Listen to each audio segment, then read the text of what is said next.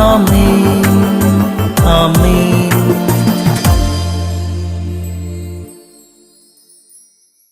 യേശുവിന്റെ ഏറ്റവും പ്രിയപ്പെട്ട കുഞ്ഞെ, ഞങ്ങളുടെ പള്ളി അങ്കണത്തിൽ, ഈര ലൂർദ്മാതാ പള്ളി അങ്കണത്തിൽ വളർന്നു നിൽക്കുന്ന ഒരു ഒലിവിന്റെ കമ്പ് കൈകളിലെടുത്തപ്പോൾ കർത്താവിന്റെ ആത്മാവ് നൽകിയ ഒരു ആത്മബലം. റോമ 11:24, കാട്ടൊലിവിൽ നിന്ന് നീ മുറിച്ചു മാറ്റപ്പെട്ടു, കാട്ടൊലിവിൽ നിന്ന് നീ മുറിച്ചു മാറ്റപ്പെട്ടു, കൃഷിസ്ഥലത്തെ നല്ല ഒലിവ് മരത്തിന്മേൽ പ്രകൃതി സഹജമല്ലാത്ത വിധം നീ ഒട്ടിച്ചു ചേർക്കപ്പെട്ടു.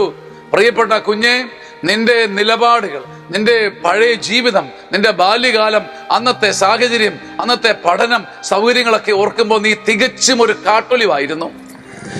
കൃഷിസ്ഥലത്തെ നല്ല ഒലിവിന്റെ മേലെ ഒട്ടിച്ച് ചേർത്താൽ പോലും ആളുകൾക്ക് തിരിച്ചറിയാൻ പറ്റാത്ത വിധമായി നിന്നെ കാണപ്പെടുക നിസാരമായിരുന്നില്ല.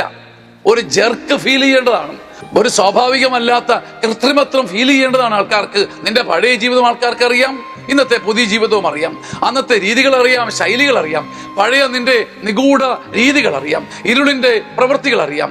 ഇന്ന് നിന്നെ കർത്താവ് നല്ല ഒലിവിൽ ഒട്ടിച്ചപ്പോൾ ദൈവം ചെയ്ത പ്രവൃത്തി എന്താണെന്ന് മനസ്സിലായോ?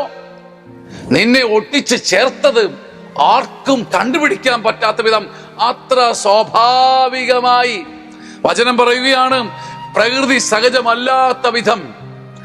സഹജമല്ലത്, സംഭവിക്കാൻ ഇടയില്ലാത്തതാണത്, അൺനാച്ചുറൽ. പക്ഷേ നിന്നെ ഒട്ടിച്ച് ചേർത്ത് കഴിഞ്ഞപ്പോൾ പഴമയും പുതുമയും തിരിച്ചറിയാൻ പറ്റാത്ത വിധം നല്ലൊലിവിന്റെ നല്ല ശിഖരമാക്കി കർത്താവ് മാറ്റി.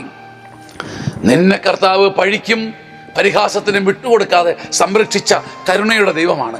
നീ എവിടെയായിരുന്നുവെന്നോർത്ത് ദൈവത്തിന് നന്ദി പറയുവിൻ. ഇന്ന് നീ എവിടെയാണെന്നോർത്ത് സ്തുതി കരയറ്റുവിൻ. ആമേൻ ആമേൻ ആമേൻ.